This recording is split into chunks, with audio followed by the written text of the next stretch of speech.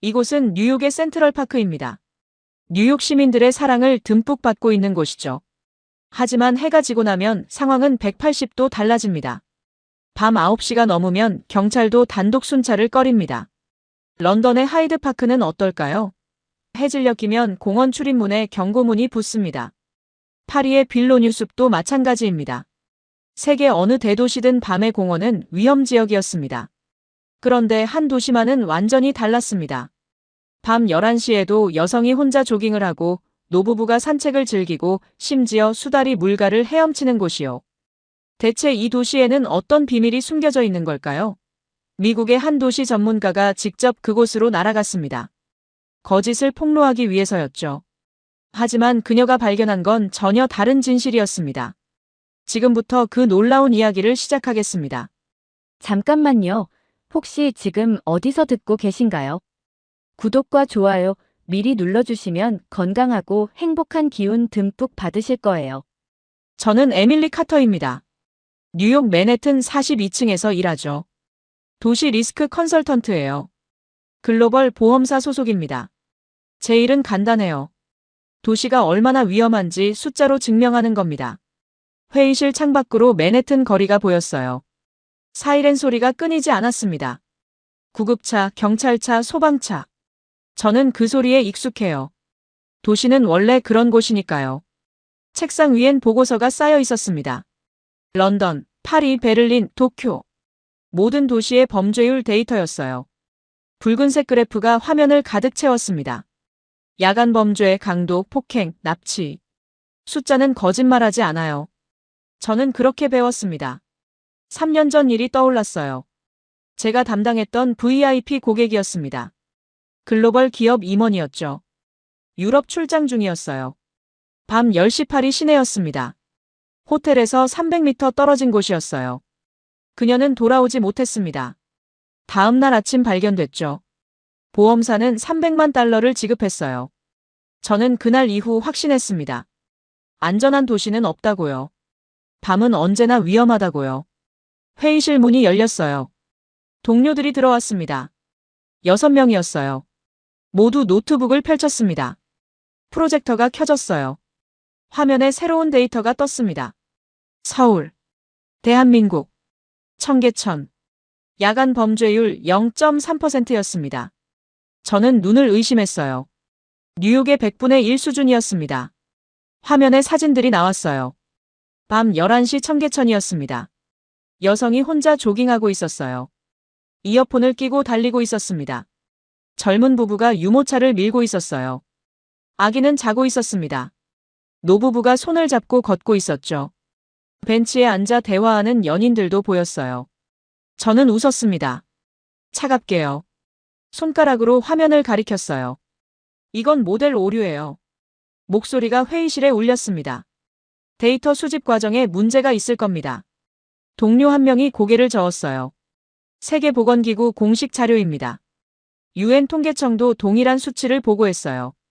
저는 노트북을 열었습니다. 직접 확인하고 싶었거든요. 숫자를 다시 봤어요.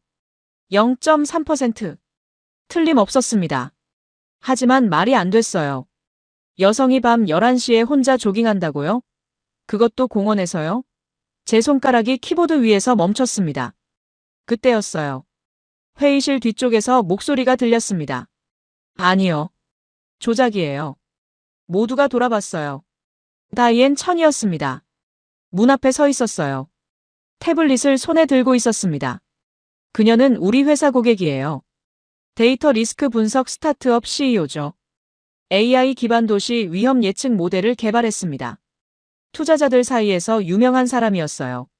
다이앤이 회의실 안으로 들어왔습니다. 태블릿 화면을 프로젝터에 연결했어요.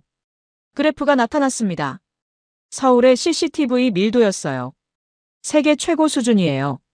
그녀의 목소리는 차가웠습니다. 이건 안전이 아니라 감시입니다. 통제된 사회죠. 다이앤이 화면을 넘겼어요. 또 다른 그래프가 나왔습니다. 한국 정부 예산 중 치안 비용이었어요. 이미지 메이킹에 수십억 달러를 쓰고 있어요. K-팝처럼 말이죠. 그녀가 우리를 쳐다봤습니다. 제 분석 모델에 따르면 한국의 안전 데이터는 신뢰할 수 없어요. 정부 주도의 선전이죠. 저는 고개를 끄덕였습니다. 논리적으로 맞는 말 같았거든요. 하지만 뭔가 이상했어요. 다이앤의 눈빛이요. 지나치게 공격적이었습니다. 마치 개인적인 감정이 섞인 것 같았어요. 회의가 끝났습니다. 동료들이 하나둘 자리를 떴어요. 저는 혼자 남았습니다. 프로젝터를 다시 켰어요. 서울 청계천 사진들을 봤습니다. 여성들이 웃으며 걷고 있었어요. 아이들이 물가에서 뛰어놀고 있었습니다. 평화로워 보였어요. 너무나도요. 저는 화면을 멈췄습니다. 손가락이 마우스 위에서 떨렸어요. 파리 사건이 떠올랐습니다. 그 여성 고객의 얼굴이요. 마지막으로 봤던 사진 속 미소가요. 가슴이 답답해졌습니다. 창밖을 봤어요. 해가 지고 있었습니다. 맨해튼 거리에 불이 켜지기 시작했어요. 하지만 어둠도 함께 내려왔습니다.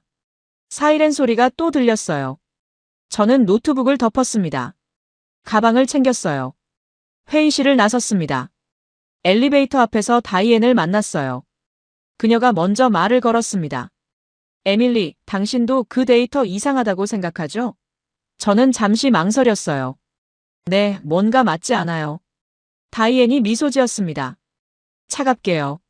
제 모델이 옳다는 걸 증명할 거예요. 한국은 거대한 거짓말이에요. 엘리베이터가 도착했습니다. 문이 열렸어요. 다이앤이 먼저 탔습니다. 저도 따라 탔어요. 문이 닫혔습니다. 거울에 비친 우리 둘의 얼굴이 보였어요. 똑같이 차가웠습니다. 1층에 도착했어요. 다이앤이 먼저 내렸습니다. 뒤돌아보지 않고 걸어갔어요. 저는 로비에 잠시 서 있었습니다. 밤 거리가 보였어요. 사람들이 급하게 걸어가고 있었습니다. 모두 경계하는 표정이었어요. 가방을 꼭 안고 있었습니다. 이게 정상이에요. 도시는 원래 이런 곳이죠. 하지만 서울 사진 속 사람들은 달랐어요. 편안해 보였습니다. 왜일까요? 저는 택시를 잡았습니다. 집으로 향했어요. 창밖 풍경을 봤습니다. 경찰차가 지나갔어요. 노숙인이 골목에 앉아 있었습니다. 술 취한 사람이 소리를 지르고 있었어요. 이게 현실이에요. 서울은 뭔가 다를 거예요. 아니, 달라야만 해요. 안 그러면 제 3년이 거짓말이 되니까요. 집에 도착했습니다. 샤워를 했어요. 침대에 누웠습니다. 하지만 잠이 오지 않았어요. 천장을 바라봤습니다. 서울, 청계천, 밤 11시, 조깅하는 여성. 그 이미지가 계속 떠올랐습니다. 저는 일어났어요. 노트북을 열었습니다. 서울 관련 자료를 검색했어요. 삼성 광고가 나왔습니다. 영국에서 논란이 됐던 그 광고요. 밤 2시에 여성이 혼자 조깅하는 장면이었어요. 영국 언론은 비현실적이라며 비난했습니다. 판타지라고 했죠. 댓글을 봤어요. 이건 위험한 메시지를 준다. 여성들에게 잘못된 안전감을 심어준다. 현실은 이렇지 않다. 저는 고개를 끄덕였습니다. 맞는 말이에요. 현실은 위험하니까요. 하지만요. 만약 진짜라면요? 만약 서울이 정말 그런 곳이라면요? 저는 노트북을 덮었습니다. 결심했어요. 직접 가서 확인하겠다고요. 그 안전하다는 청계천에요. 맘에요. 혼자서요. 진실을 밝히겠습니다. 서울이 거짓말인지 아닌지요. 다음 날 아침이었습니다. 회사 회의실에 다시 모였어요. 긴급 프로젝트 회의였습니다. 주제는 서울이었어요. 상사가 말했습니다. 클라이언트가 아시아 시장 확대를 원해요. 서울 안전도 평가가 필요합니다. 누가 현장에 갈 수 있나요? 저는 손을 들었어요. 제가 가겠습니다. 상사가 놀란 표정을 지었습니다. 에밀리, 정말요? 네, 직접 확인하고 싶습니다. 상사가 고개를 끄덕였어요. 좋아요, 소피아 린드와 동행하세요. 소피아요? 저는 그녀를 알았어요. 스웨덴 출신 다큐멘터리 사진작가였습니다. 전쟁 지역 전문가죠. 시리아, 예멘, 아프가니스탄. 위험한 곳을 다녀온 사람이었어요. 하지만 성격은 저와 정반대였습니다. 따뜻하고 감정적이었거든요. 회의가 끝나고 소피아를 만났어요. 카페테리아였습니다. 그녀가 먼저 웃으며 다가왔어요. 에밀리, 반가워요. 서울 같이 가는 거 맞죠? 네, 맞아요. 소피아가 커피를 마셨습니다. 저는 서울이 기대돼요. 왜요? 제가 다녀온 곳들은 모두 전쟁터였어요. 하지만 그곳에서도 사람들은 서로 도왔죠. 소피아의 눈빛이 따뜻했습니다. 위험 속에서도 인간성은 존재해요. 서울은 어떨까 궁금해요. 저는 대답하지 않았습니다. 생각이 달랐거든요. 위험이 없으면 인간성도 의미가 없어요. 서울은 아마 통제된 사회일 겁니다. 소피아가 고개를 가로저었어요. 에밀리, 너무 단정 짓지 마요. 직접 봐야 알 수 있어요. 오후가 됐습니다. 다이앤 천에게서 전화가 왔어요. 에밀리, 서울 간다고 들었어요. 네, 현장 조사차 가요. 다이앤의 목소리가 낮아졌습니다. 조심하세요. 그쪽 사람들은 외국인에게 친절한 척하지만 다 연출이에요. 특히 CCTV가 많아도 사각지대는 있어요. 밤에 절대 혼자 다니지 마세요. 알겠어요. 제 모델을 믿으세요. 한국은 안전하지 않아요. 전화가 끊겼습니다. 저는 창밖을 봤어요. 맨해튼 거리는 여전히 복잡했습니다. 사람들이 서로 부딪히며 걸어가고 있었어요. 경적 소리가 끊이지 않았습니다. 이게 정상이에요. 도시는 원래 혼란스러운 곳이죠. 저녁에 집에서 짐을 쌌습니다. 카메라, 노트북, 녹음기. 그리고 보험 서류도 챙겼어요. 만약을 대비해서요. 여권을 확인했습니다. 비행기표도 다시 봤어요. 내일 아침 7시 출발이었습니다. 인천행이요. 침대에 누웠어요. 다시 잠이 오지 않았습니다. 노트북을 열었어요. 다이앤의 스타트업 홈페이지를 봤습니다. AI 기반 도시 위험 예측 모델. 전 세계 300개 도시 분석. 정확도 97%. 투자 유치 5천만 달러. 하지만 최근 기사가 눈에 들어왔어요. 투자자들의 의구심. 모델 검증 요구. 다이앤이 압박받고 있었던 거예요. 그녀의 모델이 틀리면 사업이 무너집니다. 그래서 서울이 위협적인 거겠죠. 서울의 안전 데이터가 사실이라면요. 다이앤의 모델은 거짓이 되니까요. 저는 화면을 껐습니다. 복잡했어요. 다이앤을 이해할 수 있었습니다. 저도 비슷했으니까요. 제 3년간의 확신이 흔들리고 있었거든요. 아침이 됐습니다. 공항으로 향했어요. 소피아가 먼저 와 있었습니다. 밝은 표정이었어요. 에밀리, 준비됐어요? 네. 비행기에 탔습니다. 14시간 비행이었어요. 저는 잠을 이루지 못했습니다. 소피아는 편하게 자고 있었어요. 저는 노트북을 열었습니다. 서울 관련 자료를 다시 봤어요.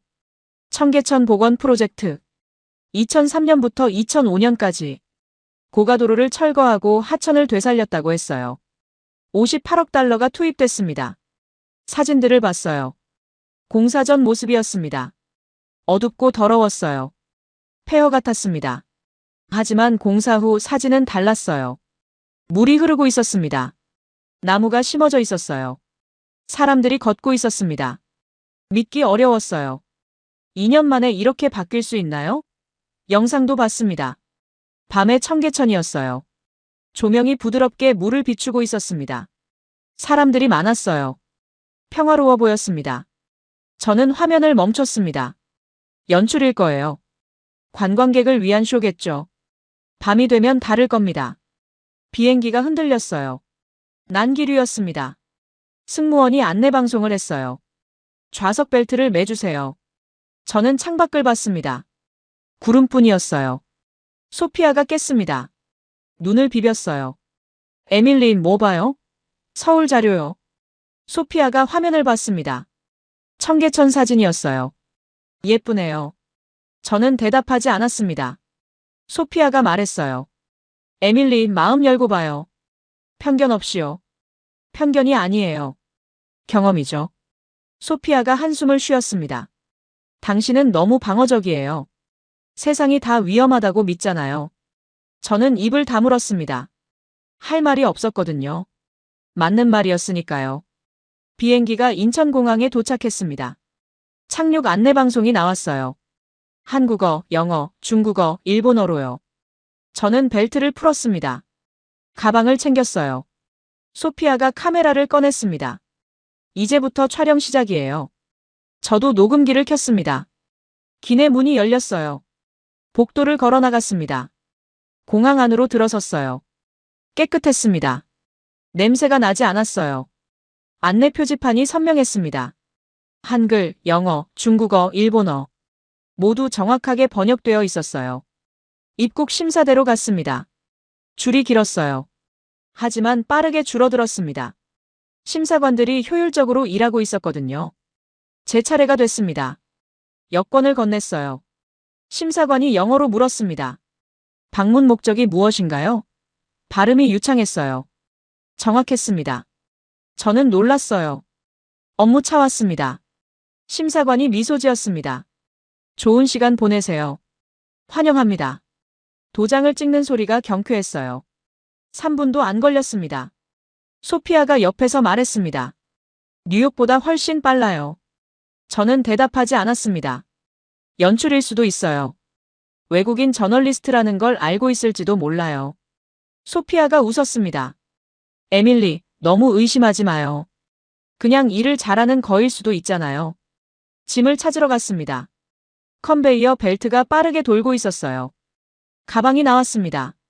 상태도 좋았어요. 화장실에 들렀습니다. 깨끗했어요. 휴지도 넉넉했습니다. 비누도 있었어요. 거울도 깨끗했습니다. 공항 밖으로 나왔어요. 공기가 달랐습니다. 신선했어요. 택시 승강장으로 갔습니다. 줄이 길었지만 질서정연했어요. 아무도 새치기하지 않았습니다. 차례가 왔어요. 택시 기사가 트렁크를 열어줬습니다. 짐을 실었어요. 차에 탔습니다. 깨끗했어요. 냄새도 나지 않았습니다. 어디 가세요? 영어였어요. 저는 호텔 주소를 보여줬습니다. 종로요. 1시간 정도 걸릴 거예요. 차가 출발했습니다. 도로는 넓었어요. 차선이 명확했습니다. 차들이 질서정연하게 움직였어요. 경적 소리가 거의 없었습니다. 이상하네요. 소피아에게 말했습니다. 뉴욕이라면 경적이 난무했을 텐데요. 소피아가 카메라를 들었어요. 이거 찍어야겠어요. 운전 문화가 다르네요. 저는 창밖을 봤습니다. 고층 빌딩들이 줄지어 있었어요.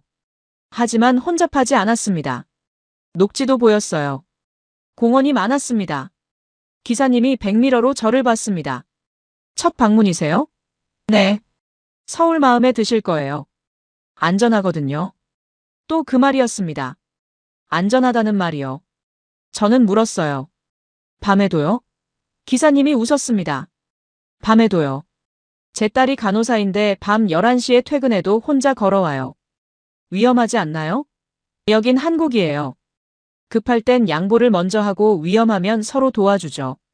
저는 의아했습니다. 급한데 왜 양보를 하나요? 기사님이 미소 지었어요. 그래야 모두가 빨리 가거든요. 서로 막으면 다 같이 늦어지죠. 이상한 논리였습니다. 하지만 도로를 보니 맞는 말 같았어요. 차선 변경도 부드러웠습니다. 저는 녹음기를 확인했어요. 모두 녹음되고 있었습니다. 핸드폰이 울렸어요. 다이앤이었습니다. 에밀리, 도착했어요? 방금 택시 탔어요. 조심하세요. 그쪽 사람들 외국인한테 친절한 척하지만 다 연출이에요. 알았어요. 특히 밤에 조심하세요. CCTV가 많아도 사각지대는 있거든요. 전화를 끊었습니다. 다이앤 목소리엔 확신이 넘쳤어요. 하지만 불안해 보였습니다. 호텔에 도착했습니다. 18층이었어요. 체크인을 마쳤습니다. 방에 들어갔어요. 창문을 열었습니다. 서울 시내가 보였어요. 해가 지고 있었습니다. 건물마다 불이 하나씩 켜지기 시작했어요. 소피아가 들어왔습니다. 저녁 먹고 청계천 갈까요? 저는 시계를 봤어요. 6시였습니다. 아니요, 10시에 가요. 늦은 시간이어야 의미가 있어요. 소피아가 고개를 끄덕였습니다. 알겠어요. 그럼 준비나 해요. 저는 가방에서 카메라를 꺼냈습니다. 배터리를 확인했어요. 녹음기도 점검했습니다. 만반의 준비였어요. 진실을 확인할 준비요. 저녁 식사를 하러 나갔습니다. 호텔 근처 식당이었어요. 간판에 한글만 쓰여 있었습니다. 문을 열고 들어갔어요. 직원이 다가왔습니다. 영어로 인사했어요. 몇 분이세요? 2명이요. 이쪽으로 오세요. 자리로 안내받았습니다. 메뉴판을 받았어요. 한글과 영어가 함께 적혀 있었습니다. 사진도 있었어요. 주문하기 편했습니다. 불고기 2인분 주세요. 직원이 메모했어요. 음료는요? 물이요. 알겠습니다. 금방 나올 거예요. 소피아가 주변을 둘러봤습니다. 여기 분위기 좋네요. 가족 단위 손님이 많았어요. 아이들도 있었습니다. 조용했어요. 아이들이 떠들지 않았습니다. 부모들이 차분하게 타일렀거든요. 음식이 나왔습니다. 빨랐어요. 10분도 안 걸렸습니다. 맛있었어요. 소피아가 말했습니다. 이 동네 사람들 영어 잘하네요. 저는 대답하지 않았습니다. 뭔가 석연치 않았거든요. 너무 완벽했어요. 연출 같았습니다. 식사를 마쳤습니다. 계산을 하려는데요. 카드 단말기가 테이블에 있었어요. 직원이 가져오지 않아도 됐습니다. 편리했어요. 하지만 또 의심이 들었습니다. 이것도 외국인용 서비스일까요? 호텔로 돌아왔습니다. 시계를 봤어요. 8시였습니다. 2시간 뒤면 청계천이에요. 저는 노트북을 열었습니다. 다이앤의 최신 영상을 확인했어요. 제목이 눈에 들어왔습니다. 서울의 야간 안전 완벽한 이미지 조작. 조회수가 50만이었어요. 오늘 올라온 영상이었습니다. 재생했어요. 다이앤이 나왔습니다. 화면 속 그녀는 확신에 차 있었어요. 도시 리스크 컨설턴트 에밀리 카터가 서울로 출장을 갔습니다. 하지만 그녀가 보게 될 건 진실이 아니에요. 한국 정부가 준비한 쇼일 뿐이죠. 저는 화면을 껐습니다. 분노가 치밀었어요. 내가 증명할 거야. 내가 옳다는 걸. 10시가 됐습니다. 소피아가 문을 두드렸어요. 에밀리, 준비됐어요? 저는 카메라를 들었습니다. 가요. 진실을 확인하러요. 호텔을 나섰습니다. 밤 공기가 차가웠어요. 하지만 상쾌했습니다. 거리엔 사람들이 많았어요. 생각보다 훨씬 많았습니다. 젊은이들도 있었어요. 중년 부부도 보였습니다. 모두 편안해 보였어요. 경계하는 사람이 없었습니다. 지하철역으로 갔습니다. 종강역이었어요. 계단을 내려갔습니다. 안내 요원이 보였어요. 제복을 입은 여성이었습니다. 청계천 어느 쪽으로 가나요? 저는 영어로 물었어요. 그녀가 웃으며 대답했습니다. 이쪽 출구로 나가세요. 바로 보일 거예요. 손짓까지 해줬어요. 친절했습니다. 하지만 저는 경계를 늦추지 않았습니다. 출구를 나섰어요. 물소리가 들렸습니다. 은은한 조명이 켜져 있었어요. 청계천 입구였습니다. 소피아가 카메라를 켰어요. 저도 녹음기를 작동시켰습니다. 밤 10시 서울 청계천입니다. 지금부터 이곳의 실제 모습을 기록하겠습니다. 목소리가 떨렸어요. 긴장했거든요. 계단을 내려갔습니다. 물가로 이어지는 산책로였어요. 사람들이 보였습니다. 생각보다 많았어요. 젊은 부부가 유모차를 밀고 있었습니다. 아기는 자고 있었어요. 편안해 보였습니다. 노부부도 있었어요. 할아버지가 할머니 손을 잡고 천천히 걷고 있었습니다. 할머니가 뭔가 말하자 할아버지가 웃었어요. 연인들도 있었습니다. 벤치에 앉아 대화를 나누고 있었어요. 여성의 핸드백이 벤치 옆에 그냥 놓여 있었습니다. 그리고 조깅하는 여성들이 보였어요. 혼자서요. 이어폰을 끼고 달리고 있었습니다. 얼굴엔 두려움이 없었어요. 저는 믿을 수 없었습니다. 연출 아니야? 소피아에게 물었어요. 소피아가 고개를 저었습니다. 연출이면 우리를 의식할 텐데 아무도 안 쳐다봐요. 맞는 말이었어요. 사람들은 자연스러웠습니다. 우리가 카메라를 들고 있는데도요. 신경 쓰지 않았어요. 벤치 하나가 눈에 들어왔습니다. 가방이 놓여 있었어요. 주인은 보이지 않았습니다. 저 가방 왜 아무도 안 가져가죠? 소피아가 대답했어요. 여긴 그런 문화예요. 한국에선 남의 물건 안 건드려요. 이해할 수 없었습니다. 뉴욕이었다면 사라졌을 겁니다. 5분도 안 돼서요. 계속 걸었어요. 물소리가 들렸습니다. 잔잔했어요. 조명이 물 위에 반사됐습니다. 아름다웠어요. 그때였습니다. 물가 근처에서 파문이 일었어요. 뭔가 움직이고 있었습니다. 저거 뭐야? 소피아가 카메라를 들이댔어요. 작은 생명체가 물 위를 헤엄치고 있었습니다. 매끄러운 동작이었어요. 물살을 가르며 앞으로 나아갔습니다. 바위 위로 올라왔어요. 작은 앞발로 얼굴을 문질렀습니다. 털을 말리는 듯 했어요. 수달이었습니다. 도심 한복판에요. 밤 10시가 넘은 시간에요. 저는 충격을 받았습니다. 수달은 깨끗한 물에서만 산다고 들었거든요. 그리고 사람을 두려워한다고도요. 하지만 저 수달은요. 사람들 사이에서 자유롭게 헤엄치고 있었어요. 사람들이 하나둘 다가왔습니다. 조깅하던 여성이 멈춰섰어요. 노부부도 걸음을 멈췄습니다. 젊은 부부는 유모차를 세웠어요. 하지만 모두 조용했습니다. 아무도 소리를 내지 않았어요. 플래시도 터뜨리지 않았습니다. 한 아이가 엄마에게 물었습니다. 엄마, 저거 뭐야? 엄마가 고개를 끄덕이며 입에 손가락을 댔어요. 수달이야. 조용히 봐야 해. 놀라면 안 돼. 아이가 고개를 끄덕였습니다. 작은 손으로 입을 막았어요. 할아버지가 손자로 보이는 아이에게 속삭였습니다. 저기 봐라. 물고기 잡는 거 보이지? 수달이 다시 물속으로 들어갔어요. 잠수했습니다. 10초 정도 지났을까요? 다시 떠올랐습니다. 입에 뭔가 물고 있었어요. 물고기였습니다. 누군가 작게 탄성을 질렀어요. 수달은 바위로 돌아갔습니다. 물고기를 먹기 시작했어요. 사람들은 여전히 조용히 지켜봤습니다. 10분 정도 지났을까요? 수달이 물속으로 사라졌습니다. 다리 밑으로 헤엄쳐 갔어요. 사람들이 조용히 박수를 쳤습니다. 환호가 아니었어요. 존중이었습니다. 오늘도 봤네. 할머니가 말했어요. 건강해 보여서 다행이야. 할아버지가 대답했습니다. 저는 그 장면을 카메라에 담았습니다. 하지만 손이 떨렸어요. 소피아가 제 어깨를 두드렸습니다. 에밀리, 저거 연출 가능해요? 저는 대답하지 못했습니다. 수달을 연출할 순 없으니까요. 야생동물이에요. 도심 한복판에요. 사람들 사이에서요. 그리고 사람들은 조용히 지켜봤어요. 플래시도 터뜨리지 않았습니다. 소리도 지르지 않았어요.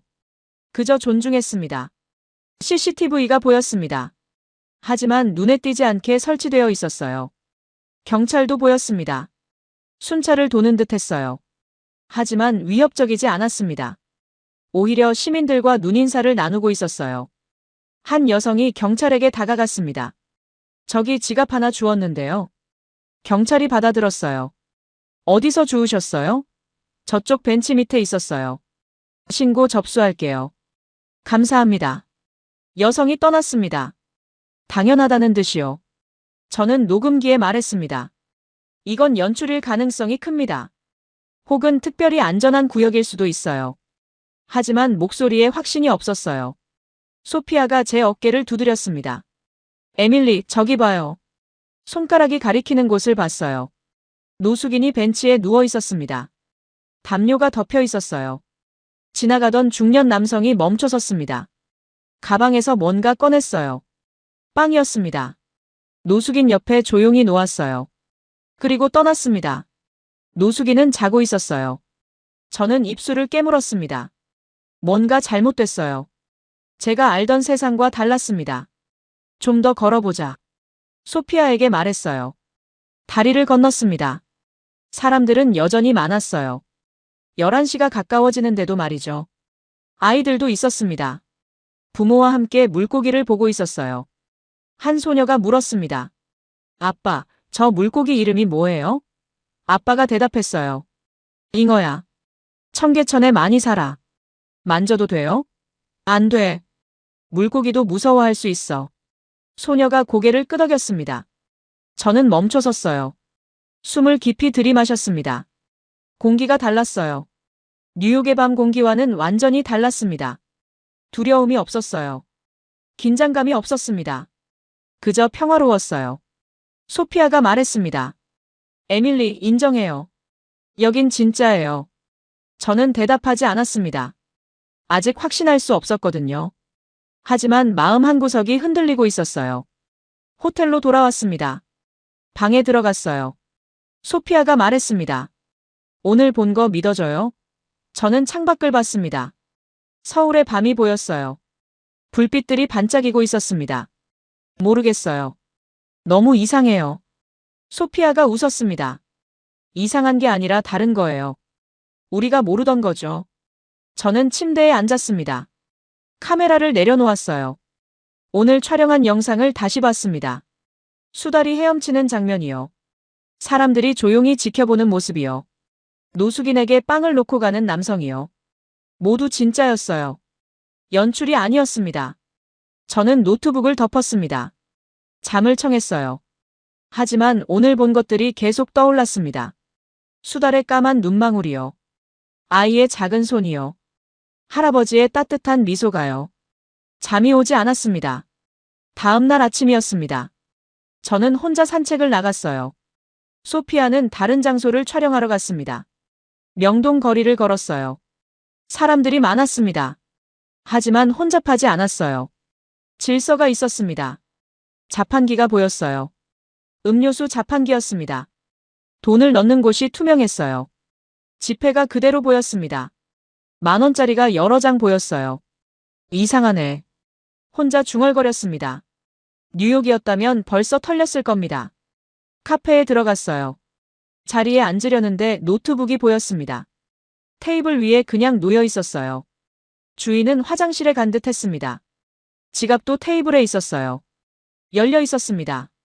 카드가 보였어요. 직원에게 물었습니다. 저 노트북 괜찮나요? 누가 가져갈 수도 있잖아요. 직원이 웃었어요. 여긴 한국이에요. 아무도 안 가져가요. 한 번도 그런 사고가 없었나요? 직원이 잠시 생각했습니다. 제가 3년째 일하는데 한 번도 없었어요. 믿기 어려웠습니다. 노트북 주인이 돌아왔어요. 노트북을 확인도 하지 않았습니다. 당연하다는 듯 자리에 앉았어요. 커피를 주문했습니다. 창밖을 봤어요. 사람들이 걸어가고 있었습니다. 모두 편안해 보였어요. 가방을 꼭 안고 다니는 사람이 없었습니다. 핸드백을 어깨에 걸친 채 여유롭게 걸었어요. 오후가 됐습니다. 다시 청계천으로 갔어요. 낮의 모습이 궁금했거든요. 벤치에 앉았습니다. 사람들을 관찰했어요. 대학생으로 보이는 남성이 책을 읽고 있었습니다. 가방은 옆에 놓여 있었어요. 지갑도 가방 밖에 걸려 있었습니다. 그가 전화를 받으러 일어났어요. 10m 정도 떨어진 곳으로 갔습니다. 10분 정도 자리를 비웠어요. 지나가던 사람들이 가방을 힐끗 봤습니다. 하지만 아무도 건드리지 않았어요. 한 아주머니가 다가왔습니다. 가방 옆에 서서 주변을 둘러봤어요. 마치 지키는 것처럼 보였습니다. 대학생이 돌아왔어요. 아주머니가 말했습니다. 가방 잘 있네요. 제가 봤어요. 대학생이 깊게 고개를 숙였습니다. 감사합니다. 번거롭게 해드렸네요. 아주머니가 손사래를 쳤어요. 아니에요. 당연한 거죠. 그리고 떠났습니다. 저는 그 장면을 카메라에 담았습니다. 이해할 수 없었거든요. 왜 남의 물건을 지켜주는 걸까요? 누군가 제 옆에 섰습니다. 돌아보니 남성이었어요. 단정한 정장 차림이었습니다. 강태준입니다. 스마트시티 통합관제센터 책임자예요. 명함을 건넸습니다. 어떻게 저를 아시죠? 외국인 컨설턴트가 청계천을 조사 중이라는 보고를 받았습니다. 도움이 필요하실까 싶어서요. 저는 경계했어요. 방해하러 오신 건 아니죠? 강태준이 고개를 저었습니다. 아닙니다. 진실을 보여드리고 싶어서 왔습니다. 그가 벤치에 앉았어요. 저도 앉았습니다. 여기 CCTV가 몇 대나 되나요? 제가 물었습니다. 강태준이 주변을 둘러봤어요. 이 구간만 15대 정도 됩니다. 감시 사회네요. 그가 고개를 저었습니다. CCTV는 도구일 뿐이에요. 중요한 건 사람들의 마음이죠. 무슨 뜻이죠? 그가 아까 그 아주머니를 가리켰습니다. 멀리서 아이들과 놀고 있었어요. 저분처럼 사람들이 서로를 지켜주는 겁니다. 여긴 CCTV보다 사람이 먼저 움직여요. 사람이라는 단어가 낯설었습니다. 강태준이 말했어요.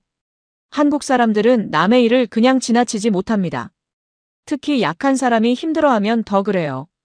그게 문화인가요? 문화이자 정서죠. 우리는 함께 살아왔으니까요. 그가 잠시 말을 멈췄습니다. 제 동생 이야기를 해도 될까요? 물론이죠. 강태준이 청계천을 바라봤어요. 동생이 교통사고를 당했어요. 10년 전이었습니다. 골든타임을 놓쳤죠. 구급차가 막혔거든요. 죄송합니다. 괜찮아요. 그 이후로 전 시스템을 바꾸기로 했습니다. 도시는 사람을 살려야 한다고 생각했어요. 그의 목소리가 조금 떨렸습니다. 그래서 지금 이 일을 하는 거예요. CCTV도 교통신호도 응급 시스템도 모두 사람을 위한 겁니다. 저는 할 말을 잃었어요. 강태준이 일어섰습니다. 천천히 보세요. 시간이 지나면 이해하실 겁니다. 왜 제게 이런 이야기를 하시나요? 제가 물었습니다. 그가 미소 지었습니다. 당신 눈빛을 봤거든요. 뭔가 찾고 있더군요. 진실을요? 맞아요. 그럼 찾으실 겁니다. 여긴 숨길 게 없으니까요. 그가 떠났어요. 저는 혼자 남았습니다. 벤치에 앉아 사람들을 봤어요. 1시간 동안 그저 지켜봤습니다. 노인이 넘어졌을 때 3명이 달려갔습니다. 아이가 길을 잃었을 때 경찰이 오기 전에 시민이 먼저 도왔어요. 쓰레기가 바람에 날렸을 때 지나가던 청년이 주웠습니다. 작은 일들이었어요. 하지만 쌓이고 쌓이면 큰일이 되는 것들이었습니다. 저는 카메라를 껐어요. 녹음기도 껐습니다. 이건 기록할 게 아니야. 느껴야 해. 혼자 말했습니다. 핸드폰이 울렸어요. 다이앤이었습니다. 에밀리, 뭐 찾았어요? 아직이요. 서두르는 게 좋을 거예요. 내 투자자들이 내 분석을 주시하고 있거든요. 무슨 뜻이죠? 내 모델이 틀렸다는 게 증명되면 사업이 무너져요. 그러니까 빨리 진실을 밝혀요. 한국이 거짓말이라는 걸요. 전화가 끊겼습니다. 저는 청계천을 다시 바라봤어요. 진실이 뭘까요? 제가 찾고 있는 게 정말 진실일까요? 아니면 제가 보고 싶은 것만 보려는 걸까요? 해가 지기 시작했습니다. 조명이 하나씩 켜졌어요. 물 위에 빛이 반사됐습니다. 사람들이 다시 모이기 시작했어요. 저녁 산책을 하러 온 사람들이었습니다. 저는 일어났어요. 호텔로 돌아가야 했습니다. 소피아와 저녁 약속이 있었거든요. 하지만 발걸음이 떨어지지 않았습니다. 이곳이 자꾸 저를 붙잡았어요. 평화로운 이 공간이요. 두려움 없는 이 밤이요. 마침내 걸음을 옮겼습니다. 뒤돌아봤어요. 청계천이 보였습니다. 물이 흐르고 있었어요. 사람들이 웃으며 걷고 있었습니다. 저는 가슴이 먹먹해졌어요. 뭔가 변하고 있었습니다. 제 안에서요. 이틀째 아침이었습니다. 소피아와 함께 다시 청계천으로 갔어요. 낮의 모습을 더 보고 싶었거든요. 벤치에 앉아 관찰했습니다. 한 여성이 가방을 놓고 멀리 갔어요. 10분이 지났습니다. 아무도 건드리지 않았어요. 지나가던 할머니가 가방 옆에 섰습니다. 주변을 둘러보며 지켜주고 계셨어요. 여성이 돌아왔습니다. 할머니가 말했어요. 가방 잘 있네요. 제가 봤어요. 여성이 깊게 인사했습니다. 감사합니다. 할머니는 웃으며 떠났어요. 소피아가 속삭였습니다. 저거 봤어요? 네. 저게 정이에요. 강태준 씨가 말한 거요. 맞는 것 같았어요. CCTV가 있어서가 아니었습니다. 사람이 먼저 움직였어요. 서로를 지켜주는 마음이었습니다. 공원 쪽으로 걸어갔어요. 아이들이 놀고 있었습니다. 엄마들이 벤치에 앉아 대화하고 있었어요. 가방들이 벤치에 그냥 놓여 있었습니다. 핸드폰도 보였어요. 아무도 걱정하지 않았습니다. 한 아이가 넘어졌어요. 울음소리가 났습니다. 3명의 어른이 달려갔어요. 아이 엄마도, 옆 벤치 아주머니도, 지나가던 할아버지도요. 괜찮니? 어디 다쳤어? 엄마가 아이를 안았습니다. 할아버지가 손수건을 꺼내 무릎을 닦아줬어요. 아주머니는 가방에서 밴드를 꺼냈습니다. 작은 일이었어요. 하지만 3사람이 함께 움직였습니다. 당연하다는 듯이요. 저는 그 장면을 봤습니다. 가슴이 뜨거워졌어요. 뉴욕이었다면 어땠을까요? 아마 엄마만 달려갔겠죠. 다른 사람들은 지나쳤을 겁니다. 남의 일이니까요. 하지만 여긴 달랐습니다. 모두의 일이었어요. 오후에 명동으로 갔습니다. 쇼핑거리였어요. 사람이 정말 많았습니다. 하지만 질서가 있었어요. 에스컬레이터에서 한 줄로 섰습니다. 오른쪽은 비워뒀어요. 급한 사람이 지나갈 수 있게요. 택시 기사님이 말한 게 떠올랐습니다. 급할 땐 양보를 먼저 한다고요. 그래야 모두가 빨리 간다고요. 이제 이해가 됐어요. 저녁이 됐습니다. 호텔 근처 편의점에 들렀어요. 물건을 골랐습니다. 계산대로 갔어요. 직원이 없었습니다. 무인 계산대였어요. 바코드를 찍고 카드를 긁었습니다. 간단했어요. 하지만 놀라운 건 따로 있었습니다. 감시 카메라가 보이지 않았어요. 물건을 그냥 가져갈 수도 있었습니다. 하지만 아무도 그러지 않았어요. 줄을 선 사람들 모두 정직하게 계산했습니다. 신뢰였어요. 시스템이 사람을 믿고 있었습니다. 그리고 사람들이 그 믿음에 답하고 있었어요. 밤이 됐습니다. 다시 청계천으로 갔어요. 어제와 똑같은 풍경이었습니다. 사람들이 걷고 있었어요. 안전하게요. 편안하게요. 수달이 또 나타났습니다. 사람들이 조용히 지켜봤어요. 아이가 손을 흔들었습니다. 수달이 고개를 들었어요. 까만 눈으로 아이를 봤습니다. 두려워하지 않았어요. 저는 깨달았습니다. 이 도시는 시스템이 아니에요. 사람이었습니다. 서로를 지켜주는 마음이었어요. 정이었습니다. 셋째 날 저녁이었습니다. 소피아의 동료가 합류했어요. 요한 에릭슨이었습니다. 스웨덴 출신 건축 엔지니어였어요. 친환경 도시 설계 전문가였습니다. 식당에서 저녁을 먹고 있었어요. 갑자기 요한이 얼굴을 찡그렸습니다. 괜찮아요? 소피아가 물었어요. 배가 아파요. 처음엔 체한 줄 알았습니다. 하지만 요한의 얼굴이 창백해졌어요. 식은땀이 흘렀습니다. 병원 가야겠어요. 저는 급하게 식당 주인을 불렀습니다.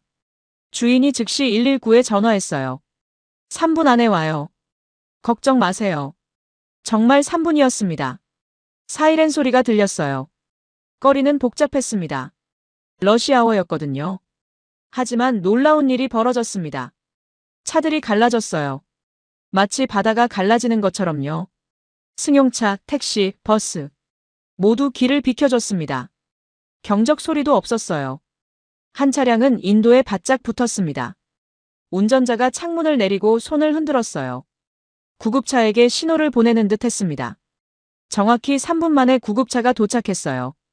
구급대원이 내렸습니다. 어디가 아프세요? 영어였어요. 요한이 대답했습니다. 오른쪽 아랫배요. 맹장일 수 있어요. 빨리 가야겠습니다. 들것에 요한을 옮겼어요. 저도 구급차에 탔습니다. 차는 깨끗했어요. 의료 장비가 정돈되어 있었습니다. 병원까지 얼마나 걸리나요? 10분 정도요. 걱정 마세요. 구급차가 출발했습니다. 차들이 계속 비켜줬어요. 신호등이 빨간불이었습니다. 하지만 교차로에 차들이 멈춰 섰어요. 구급차가 지나가도록요. 정확히 9분 만에 병원에 도착했습니다. 의사들이 대기하고 있었어요. 언제부터 아팠나요? 40분 전부터요. 맹장염이 맞습니다. 수술이 필요해요. 지금요? 네, 지금 해야 합니다. 수술은 1시간 걸렸어요. 성공적이었습니다. 의사가 설명해줬습니다. 잘 됐어요. 이틀 정도 입원하면 됩니다. 비용은 얼마나 되나요? 수납창고에서 확인하세요. 많지 않을 거예요. 계산서를 받았습니다. 52만 원이었어요. 미국이었다면 수천 달러였을 겁니다. 요한을 보러 갔어요. 마취에서 깨어나고 있었습니다. 수술 잘 됐어요. 요한이 미소 지었어요. 여기 사람들 놀라워요. 차들이 다 비켜줬어요. 저도 봤어요. 요한이 말했습니다. 이건 시스템이 아니에요. 문화예요. 맞아요. 저는 이제 확신했습니다. 서울은 진짜였어요. 나흘째 오후였습니다. 인사동을 걷고 있었어요. 전통 찻집이 보였습니다. 한옥 스타일이었어요. 들어갔습니다. 조용했어요. 나무 향이 났습니다. 메뉴판을 봤어요. 한글만 쓰여 있었습니다. 직원을 불렀습니다. 50대 여성이었어요.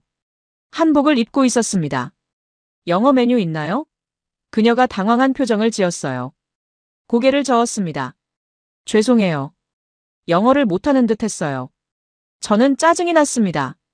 차 하나 주세요. 손짓으로 표현했어요. 직원이 고개를 끄덕였습니다. 하지만 얼굴이 붉어졌어요. 미안해하는 듯 했습니다. 녹차가 나왔어요. 대추차를 원했는데요. 하지만 전달되지 않았습니다. 저는 일어섰어요. 돈을 놓고 나왔습니다. 화가 났어요. 외국인 배려 같은 건 없어. 호텔로 돌아왔습니다. 속상했어요. 다음 날 아침이었습니다. 프론트에서 전화가 왔어요. 손님, 누가 찾아오셨어요? 누구요? 인사동 찻집에서 오셨대요. 로비로 내려갔습니다. 어제 그 직원이 서 있었어요. 손에 보온병을 들고 있었습니다. 공책도 들고 있었어요. 스마트폰을 꺼냈습니다. 번역 앱이 켜져 있었어요. 천천히 타이핑했습니다. 화면에 글자가 떴어요. 어제 도와드리지 못해 정말 죄송했습니다. 그녀가 계속 쳤습니다. 밤새 영어 공부했어요. 대추차 가져왔습니다. 저는 멍했습니다. 보온병을 받았어요. 따뜻했습니다. 공책을 펼쳤어요. 영어 단어들이 빼곡히 적혀 있었습니다. 발음 표기도 한글로 적혀 있었어요. 다시 타이핑했습니다. 외국 손님 오시면 더 잘하고 싶어요. 가르쳐 주세요. 그녀의 눈이 진지했습니다. 미안함이 가득했어요. 간절함도 있었습니다. 저는 목이 메었어요. 감사합니다. 제가 너무 화를 냈어요. 번역 앱에 쳤습니다. 그녀가 고개를 저었어요. 아니에요. 제 잘못이에요. 그녀가 또 타이핑했습니다. 다시 오세요. 다음엔 잘할게요. 깊게 고개를 숙였습니다. 그리고 떠났어요. 저는 그 자리에 서 있었습니다. 보온병을 들고요. 뚜껑을 열었습니다. 대추차 향이 났어요. 한 모금 마셨습니다. 달콤했어요. 눈물이 났습니다. 참을 수 없었어요. 차별이 아니었습니다. 그녀는 그저 영어를 못했을 뿐이었어요. 하지만 저를 위해 밤새 공부했습니다.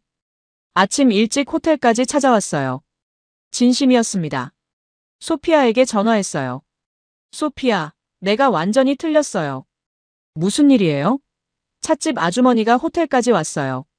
대추차 들고 밤새 영어 공부했대요. 소피아가 말했습니다. 에밀리, 그게 정이에요. 알아요. 이제 알아요. 저는 창밖을 봤습니다. 서울 하늘이 맑았어요. 제 마음도 맑아지고 있었습니다.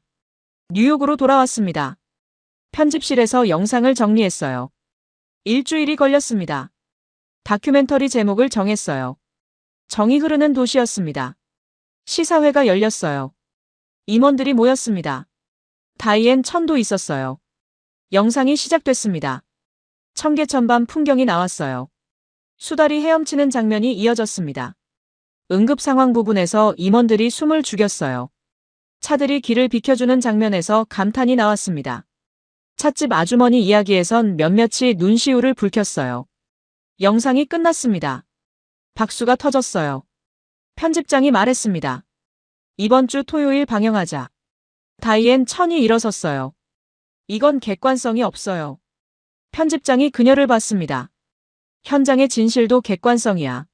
날조예요. 제가 일어섰습니다. 날조라는 증거 있나요? 전부 현장에서 찍은 겁니다. 다이앤은 말문이 막혔어요. 회의실을 나갔습니다. 그날 밤 다이앤의 영상이 올라왔어요. 조작된 CCTV 영상이었습니다. 하지만 전문가들이 분석했어요. 편집된 영상이었습니다. 다이앤 채널은 폐쇄됐어요. 토요일에 다큐가 방영됐습니다. 시청률은 4.8%였어요. 반응이 폭발했습니다. 한 달 뒤 강연 요청을 받았어요. 옥스퍼드 대학이었습니다. 강연장은 가득 찼어요. 저는 말했습니다. 저는 진실을 폭로하러 서울에 갔습니다. 하지만 제가 틀렸다는 걸 깨달았죠. 청중이 집중했어요. 통계는 거짓말하지 않습니다. 하지만 통계만으로는 진실을 알 수 없어요. 슬라이드를 넘겼습니다. 수달 사진이 나왔어요. 이 수달은 도심 한복판에 삽니다. 사람들이 지켜주거든요. 다음 슬라이드였어요. 강태준의 사진이었습니다. 이분은 30년간 시스템을 만들었습니다. 사람을 살리기 위해서요. 마지막 슬라이드였습니다. 찻집 아주머니의 공책이었어요. 이분은 밤새 영어를 공부했습니다. 외국인 손님 한 명을 위해서요. 정이 만든 도시는 존재합니다. 시스템이 아니라 사람이 만든 도시요. 그곳은 서울입니다. 박수가 터졌습니다. 강연이 끝났어요. 메일함을 열었습니다. 수백 통이 와 있었어요. 저는 답장을 쓰기 시작했습니다. 네, 서울은 정말 안전합니다. 직접 가보시길 추천합니다. 정을 느낄 수 있을 거예요. 소피아가 들어왔습니다. 에밀리 수고했어요. 너도 고생했어요. 우리 다시 갈까요? 서울로요. 저는 고개를 끄덕였어요. 그래요. 다시 가요. 이번엔 관광객으로요. 밤 하늘을 올려다봤습니다. 별이 보였어요. 하지만 서울의 밤이 그리웠습니다. 청계천 물소리가 그리웠어요. 수달이 보고 싶었습니다. 세상은 넓습니다. 어두운 곳도 있지만 밝은 곳도 있어요. 정이 흐르는 곳도 있습니다. 저는 이제 압니다. 숫자만이 진실이 아니라는 걸요. 사람의 마음이 진짜 진실이라는 걸요. 서울이 가르쳐줬습니다. 정이 뭔지요. 진심이 뭔지요. 안전은 시스템이 아니었습니다. 사람이었어요. 서로를 지켜주는 마음이었습니다. 그게 바로 정이었습니다.